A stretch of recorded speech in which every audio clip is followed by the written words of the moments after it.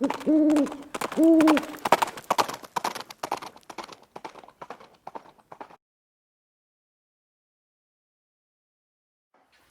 guys, it's Viejo here, and we are in the first week of July in 2025. Typical weather pattern here on the central coast of California. We got overcast till 10:30, 11 o'clock or so in the morning, and it clears up, and it's mid-afternoon right now as I'm filming this, and it's beautiful outside.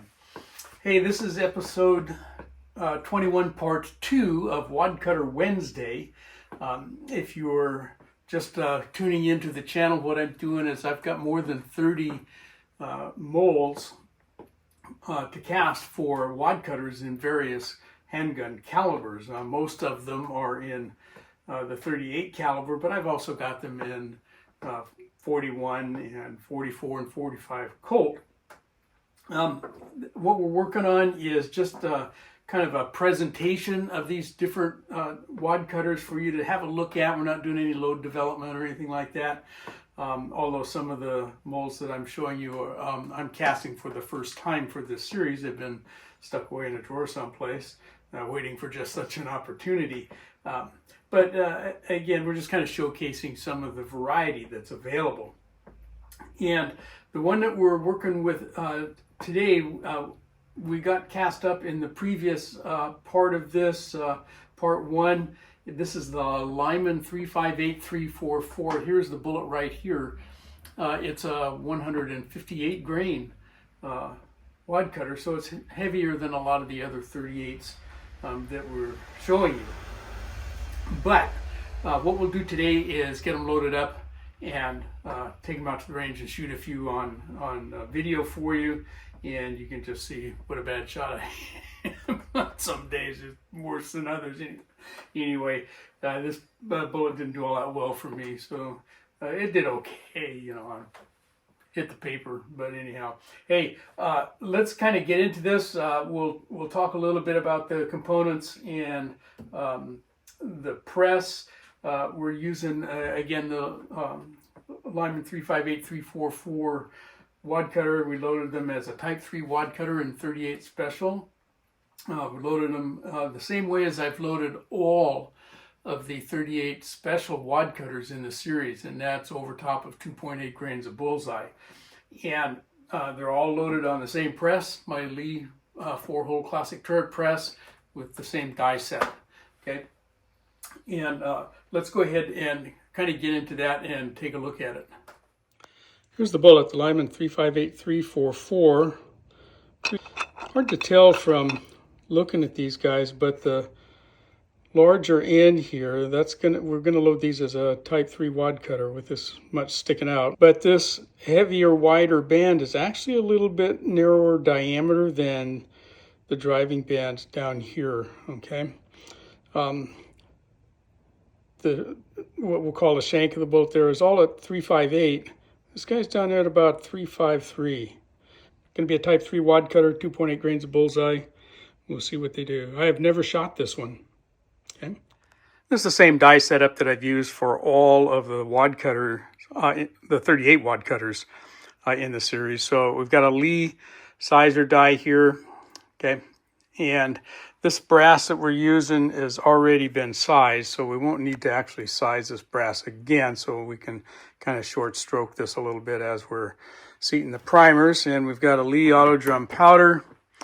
Okay, the setup, this particular drum is 2.8 grains of bullseye, and it just stays there. I've got other drums we have marked for different jobs. They're easy enough to switch out. And the powder through die has Lee's new square start expander plug in it. I really like those. We're using the Hornady Cowboy Cedar die. You've heard me talk about it. We really like this die a lot. Okay, it does a great job. Let me show you the stem that we're going to use. And the Hornady die gives us 2 seat stems. Here's the one we're going to use. And you can see that's going to be a really nice fit there to push. And then I'm going to go ahead and use the Lee factory crimp die. It's not my favorite crimp die, but it does an okay job for this application. All right, so there's the setup. if you're watching on Rumble, we'll go through the loading process. I can't show you the actual loading sequences on YouTube if that's where you're watching. If you want to see the loading, you have to go to my Rumble channel. They don't censor us over there like they do on YouTube. But you go to rumble.com and type in my channel name, okay, Walter Bunning, all run together just like that. And you'll find me over there. You could probably type in hashtag wadcutterwednesday, all one word, and come up with it that way as well. Anyway, we'll go ahead, for those of you that are on Rumble, and go through some of the loading. I can show you on YouTube some of the bits and pieces here and there that don't involve actual operation of the press. I do have a few clips of what the loaded round looked like when we're done and so forth. So let's go ahead and get into that. Okay, here's our first round, and looks like a lot of lead sticking out of there, and it is kind of compared to our other flush and type 2 wad cutters, but it's a little heavier bullet, and so we've got quite a bit of room still down in the case down there. And let's see what I think 1.357 is what came out to. Yeah, okay, 357, huh? Yeah, how about that? And I checked, does fit fine in my 38 special cylinders, as and obviously as well as the 357s. So there it is, just enough crimp to remove the mouth flare. Fits the pistol gauge just fine, in and out. And here we are. Looks like we've got 46 of those little red heads. The Lyman 358344, loaded as a type 3 wad cutter over some bullseye powder and Servicios Aventuras small pistol primers. Okay, the platform that I used to shoot these was my Ruger GP100 stainless steel version. I have another one in blue version as well. I like these revolvers. They shoot pretty well. I'll tell you a quick story.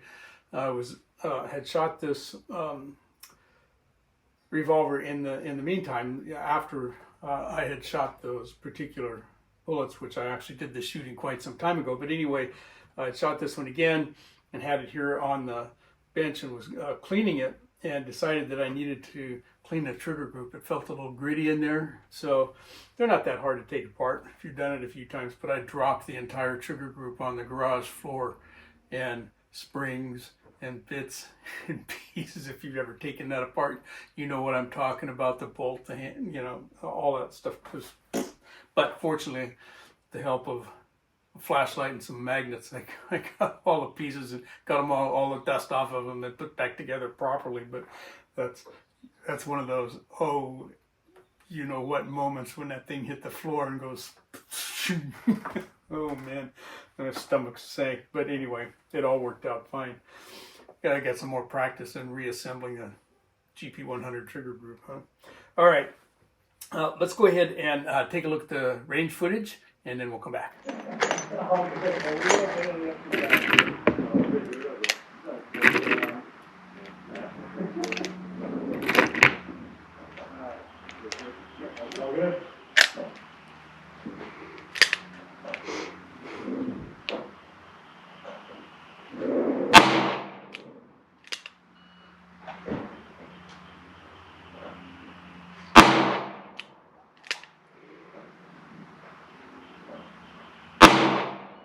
Ooh, flinch on my part.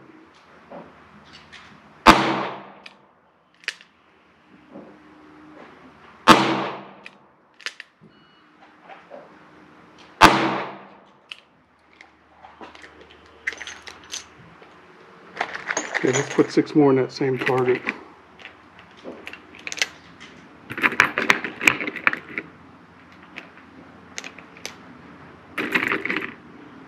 See if I can keep from flinching. Boy, that was bad.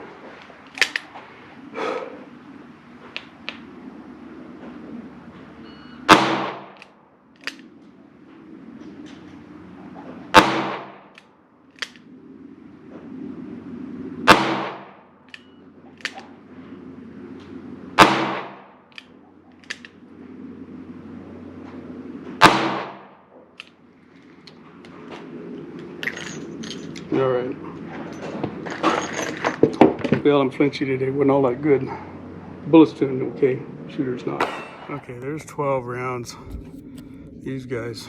Wow. That's the Lyman 358, 344. I didn't do a very good job, did I? These guys are all in there. I wish I could just count those, but we got to count those too.